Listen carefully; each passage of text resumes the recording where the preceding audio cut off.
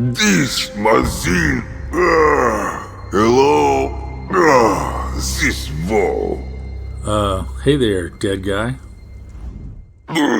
Cra, my head.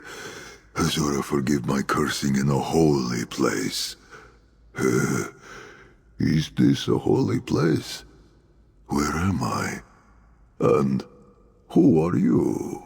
Joe. Call me Joe. A strange name to follow an even stranger dream. I circled the feet of Azura, longing to be held aloft. She scooped me up and cast me down.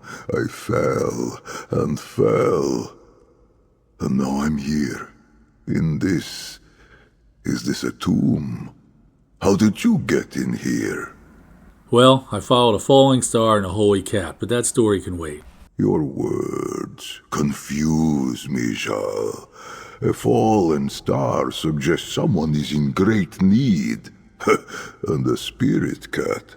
Azura's claws stir the sand indeed. Glad you're up and around. That adrenaline shot put the spring back in your tail, eh?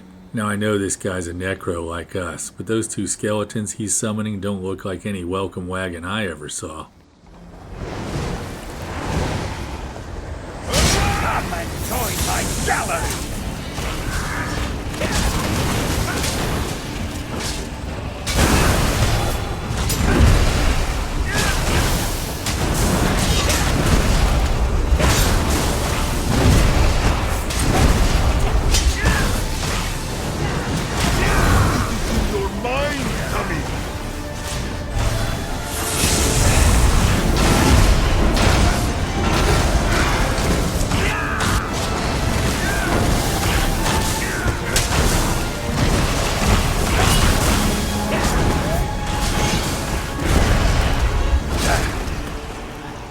Death is only the beginning.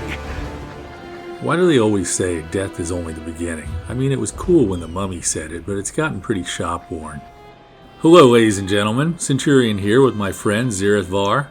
Zerith-var is a new companion that will be available when Update 44 goes live. Speaking of updates, the recent update to the Infinite Archive brought new levels and gear to the game. I'm talking about the Corpseburster set, of course. Now, you might be inclined to pass on this set because it seems like it's going to be difficult to use and not produce results that are worth the time you'll have to invest to get the set. I don't think that's exactly true. Using the Corpseburster set is actually pretty straightforward, and in ad-heavy fights the damage can increase dramatically. The second set in this build can also be hard to get because it drops from a difficult dungeon, so I'm going to say that this is a build for more advanced players. It's definitely not going to be worth your time or even possible if you're new to the game. The build falls into that group of builds for experienced players that like to tinker with builds, players that like to experiment with different playstyles. That's where the Corpseburster set shines. I can put together a build that will perform just as well in a single target fight with a lot less effort. But this set, to me, helps finally make the Necromancer's corpse gameplay mechanic worthwhile.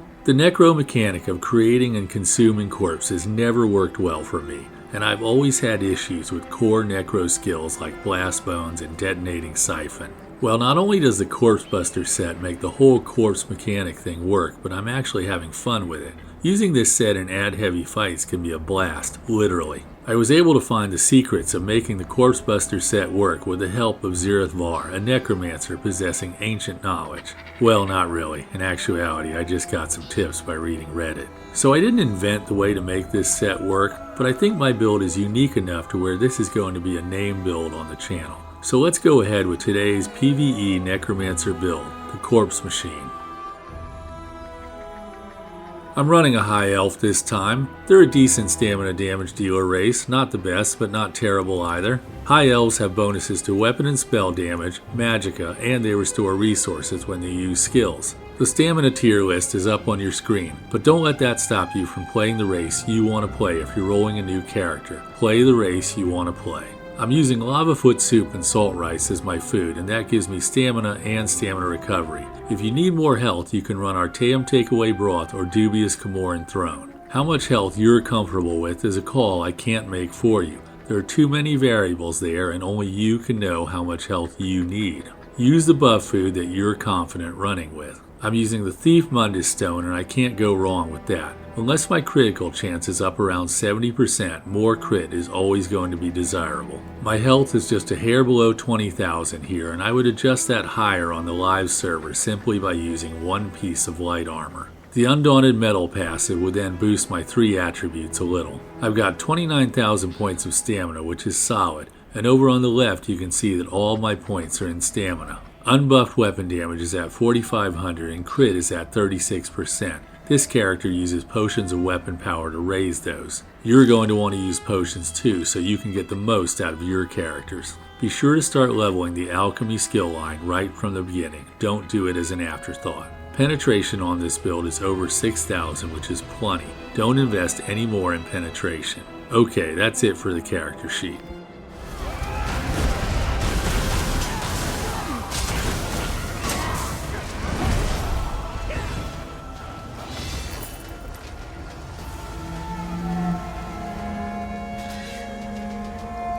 Oh, God, you're all right. I'm not gonna lie, though. That was rough. What happened?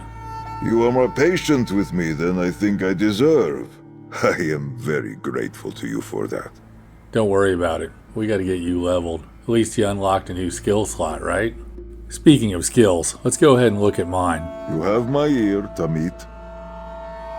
This is a 2-bar build and it involves light attack weaving. That light attack weaving can be more or less important depending on gear. My gear setup makes the results less dependent on having good light attack weaving, and I'll talk about that in the gear section. In any case, just do as well as you can with your weaving and don't worry too much about those light attacks that don't register. My rotation is a static one, meaning it doesn't change for the most part. I'll start on my back bar, which is a 2-handed sword. The first skill is Gravelord's Sacrifice. This skill summons a skeleton which enters my body and empowers my class and damage over time skills to do 15% more damage. Now I use the Skeletal Archer skill. This undead sidekick attacks the nearest enemy and gives me major brutality. I'm using potions which give me that in this video, but the truth is I don't need them. I can run without them and slot tri-stat recovery potions. I'm really only using the potions of weapon power here so I can start the upcoming sample fight at full power. Now I'm going to use the 2-handed skill Stampede.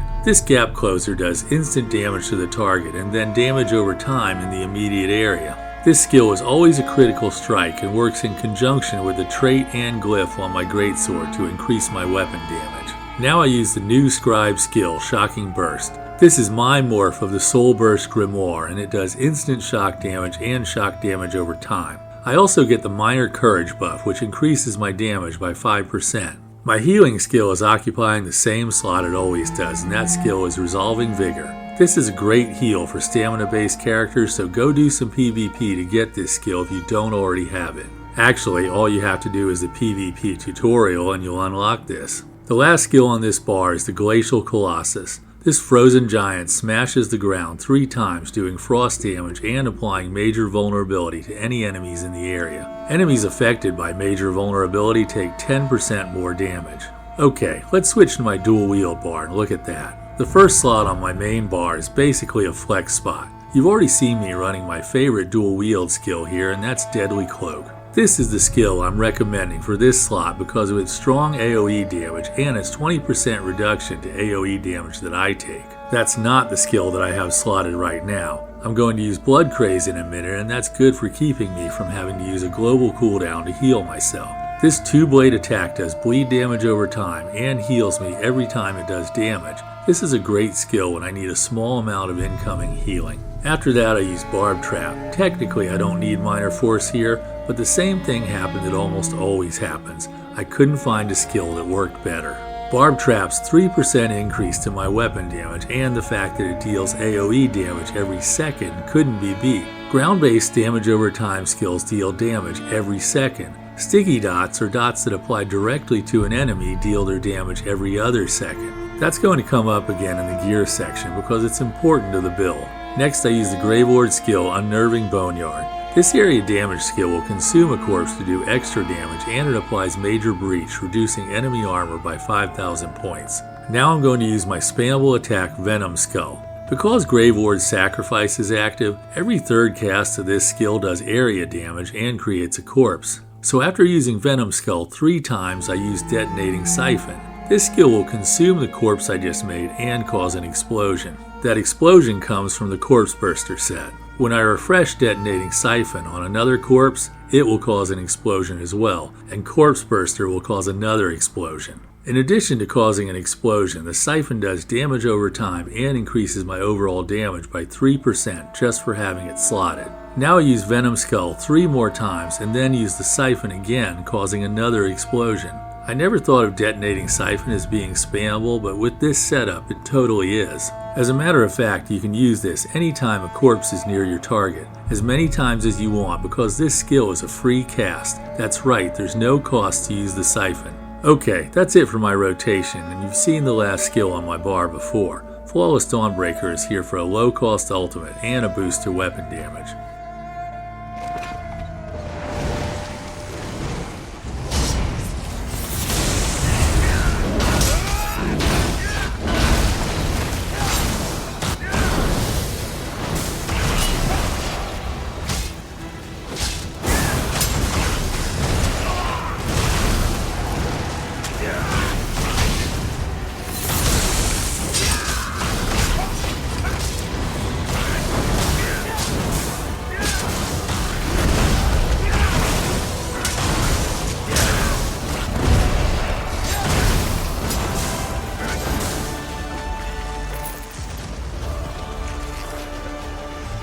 So the build did 54,000 points of damage per second, which is right there with my other 2-bar builds. And the mystery of the second set is revealed because you can see an entry for Runecarver's Blaze near the top. Notice that the Corpseburster set wasn't far behind at all. You'll see 2 entries for detonating Siphon. The top one is the damage over time component, and the bottom one is the detonation. There are only 3 instances of detonation because the first cast doesn't detonate itself since there was no prior cast. Fans of the Lover Mundus take note, penetration in this fight went all the way to 18,000, which is the dungeon boss maximum. Had I taken the Lover Mundus, it would have been completely wasted. So you see what the Corpseburster set can do when detonating the bare minimum number of corpses. And I only use the corpses I created with Venom Skull. Imagine the damage this is capable of in fights with a significant number of adds. Alright, let's move on.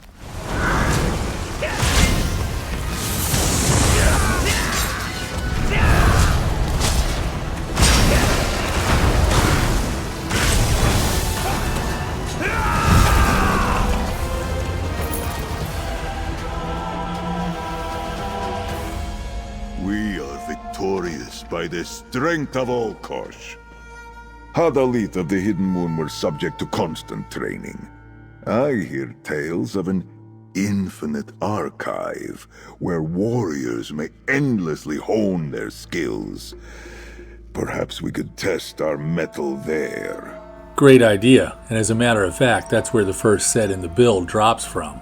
I'm using 2 Corpseburster daggers that are each in the charge trait. My main hand has a poison glyph and my offhand has a fire glyph. If you can do 1 arc in the Infinite Archive on your Necro, then you can grind this set without too much trouble. It might take you a little while, but it's doable. On my back bar, I have a Maelstrom's Perfected Greatsword, and that's in the infused trait with a weapon damage glyph. Use the normal version if you don't have the perfected one. The difference is pretty small. For any new people, the Greatsword has to have the infused trait and a weapon damage glyph. That works with the Stampede skill to increase weapon damage. I'm wearing 1 piece of the Slimecraw monster set, and that's the highest single piece crit bonus other than Mora's Whispers. Slimecraw comes from Wayrest Sewers, and that's no problem if you can get everything else in the build. My second 5-piece set I'm wearing is Runecarver's Blaze. Runecarver comes from the Scrivener's Hall dungeon, which can be tough on Veteran, but hey, you don't have to do it on Veteran. Do it on Normal and get the set. Runecarver is devastating on a Dragon Knight, and it's not too shabby on Necro. That's because both classes have access to a lot of ground-based dots that tick every second. I told you this was going to come up again. The more dots the merrier, and the faster they tick the better, because that's what drives the damage of the Runecarver set. It doesn't hurt the Necromancer that detonating Siphon ticks an extra fast 3 times every 2 seconds. Every 3rd dot tick causes the Runecarver set to deal fire damage to my enemy, and there's a lot of dots ticking away in this setup. So I'm burning up my enemies with Runecarver while I blow up corpses at their feet.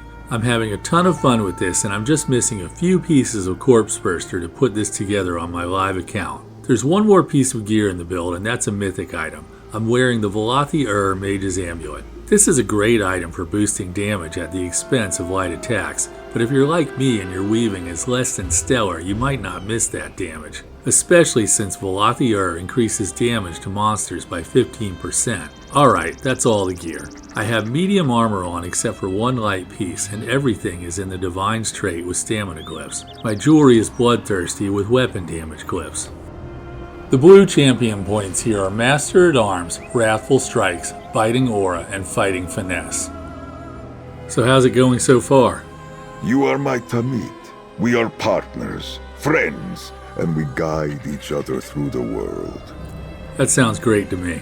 Well guys, that's all I have for you today. I hope you enjoyed the Corpse Machine. If you did, help me out with the algorithm by crushing the like button. And if you want more content like this, please consider subscribing to the channel. There's a fashion show and a fight at the end, as usual, if you want to hang around for that stuff. Thanks for watching. Have a great day and enjoy your adventures in Tamriel.